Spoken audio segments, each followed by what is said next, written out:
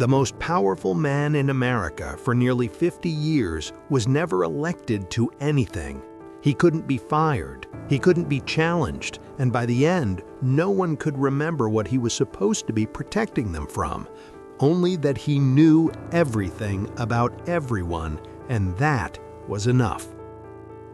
J. Edgar Hoover didn't build power through charisma or brilliance. He built it through fear, and the person he feared most was himself.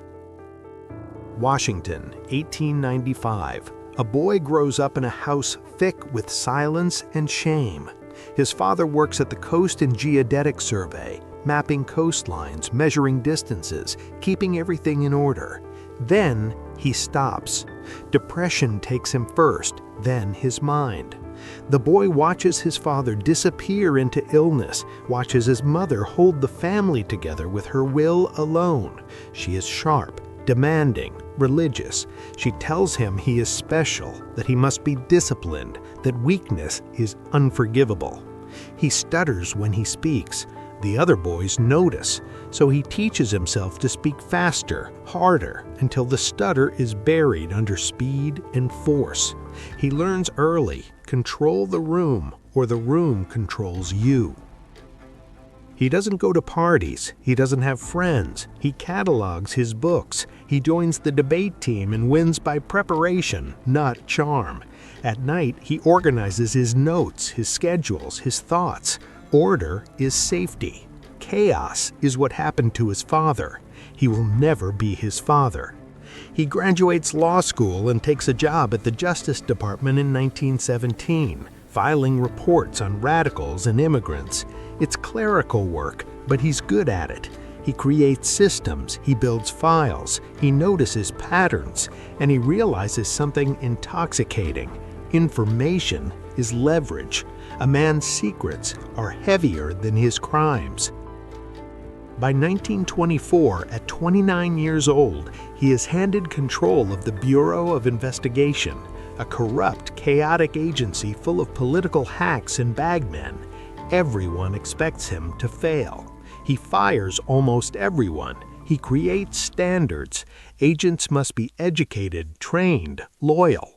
Fingerprint files, centralized records, scientific crime labs. He isn't building a police force, he's building an archive of control. Every arrest becomes data, every conviction becomes proof, and slowly, quietly, he starts collecting files on people who aren't criminals at all. Senators, judges, activists, journalists, just in case. He tells himself it's about protecting the country. Maybe at first it is, but the line blurs quickly. In the 1930s, he goes after gangsters, Dillinger, Pretty Boy Floyd, Babyface Nelson. He makes himself the hero.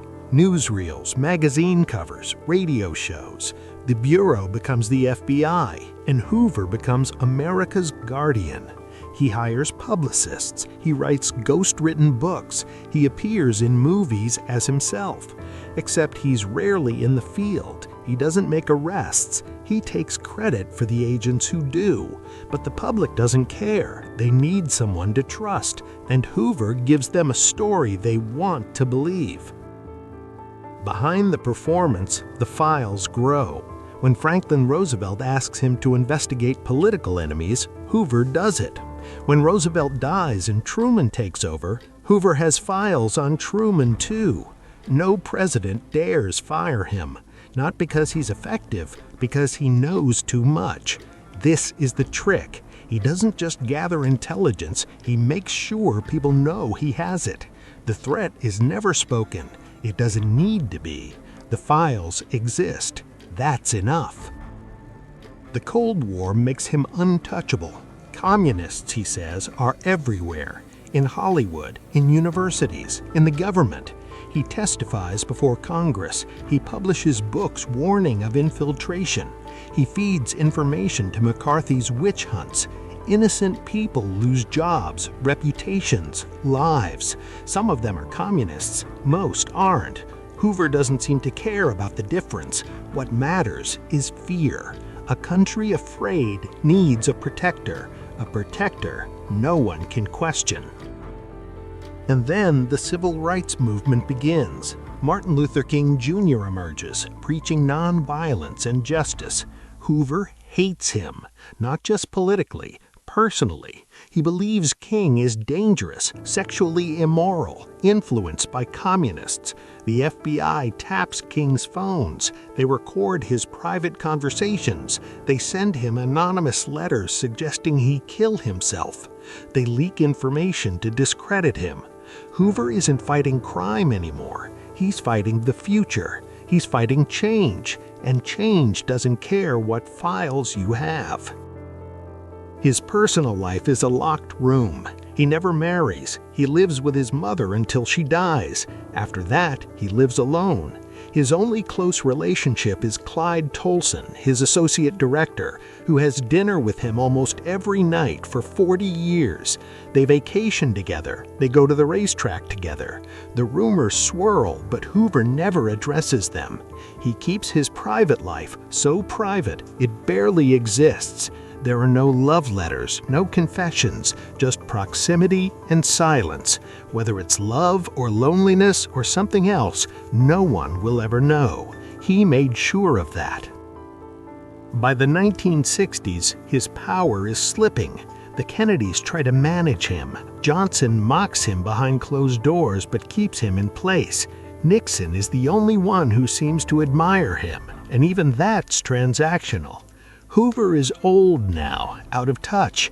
The FBI misses the rise of organized crime while he's obsessed with student protesters and black activists. The country is changing, and he can't control it anymore. But he won't retire. He can't. The job is all he has. Without it, he's just a man who spent 50 years collecting other people's secrets while burying his own. He dies in 1972, alone in his home. Clyde Tolson finds him. They give him a state funeral. Presidents attend. They praise his service.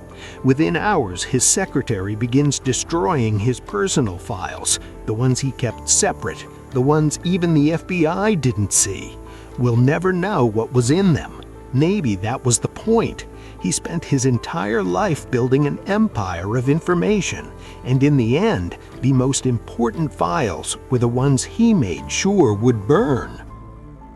The question everyone asks is whether he was protecting America or controlling it, but that's the wrong question. Hooverton believed there was a difference. To him, safety meant order, and order meant knowing everything, and knowing everything meant power. He never asked if the power was worth what it cost him. He never had a family, never had intimacy that wasn't surveillance, never had a moment when he wasn't performing, calculating, defending. He built a fortress of secrets and locked himself inside it. And when he died, the fortress was still standing, but he had been alone in there the entire time. People still argue about his legacy. Was he a hero or a tyrant, a patriot or a blackmailer? But those debates miss the deeper truth. Hoover understood something most people don't want to admit. Fear is more powerful than love. Control is more reliable than trust. And if you can make yourself the person everyone is afraid to cross, you'll never have to worry about being powerless again. He was right. It worked. He stayed in power longer than almost anyone in American history. But here's what no one prepared him for. The thing he never put in a file. Power doesn't fill the silence. It just makes the room bigger. He wanted to never be his father, weak, forgotten, irrelevant, and he succeeded. But somewhere along the way, he stopped being anyone at all. Just a name people feared, a presence people whispered about, a man no one really knew. He thought control would save him. Instead, it became the thing he couldn't escape. And the last irony, the one he probably saw coming but couldn't stop, is that the moment he died, people started erasing him, burning his files, questioning his methods, rewriting his story. He spent 50 years making himself inevitable, and it took less than a generation for people to start wondering if the country would have been better off without him. Maybe he knew that too. Maybe that's why he never let go.